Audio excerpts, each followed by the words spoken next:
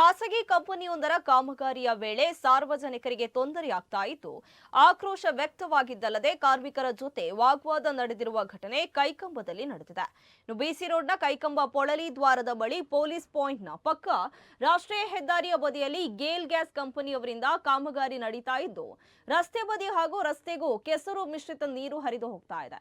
ಇದರಿಂದ ವಾಹನಗಳು ಕೆಸರುಮಯವಾದ್ರೆ ರಸ್ತೆ ಬದಿಯಲ್ಲಿ ನಡೆದುಕೊಂಡು ಹೋಗುವ ಪಾದಚಾರಿಗಳು ಎದ್ದು ಬಿದ್ದು ಹೋಗುವಂತಾಗಿದೆ. ಬಿಸಿಲು ಮಳೆಗೆ ಸ್ವಲ್ಪ ಮಟ್ಟಿಗೆ ರಕ್ಷಣೆಗೆ ಮಾಡಿರುವ ಪೊಲೀಸ್ ಪಾಯಿಂಟ್ನ ಸುತ್ತಲೂ ಕೆಸರು ತುಂಬಿದ್ದು ಪೊಲೀಸರಿಗೂ ಸಂಕಟವನ್ನ ತಂದುಕೊಟ್ಟಿದೆ. ಇನ್ನು ಸಾರ್ವಜನಿಕರಿಗೆ ಈ ರೀತಿಯ ಕಷ್ಟ ಎದುರಾದ ಸಂದರ್ಭದಲ್ಲಿ ಕಂಪನಿ ಮೌನವಾಗಿರುವುದನ್ನು ಕಂಡು ಸಾರ್ವಜನಿಕರು ಆಕ್ರೋಶ ಭರಿತರಾಗಿ ಕಾರ್ಮಿಕರ ಜೊತೆ ವಾಗ್ವಾದ ಮಾಡಿದ್ದಾರೆ.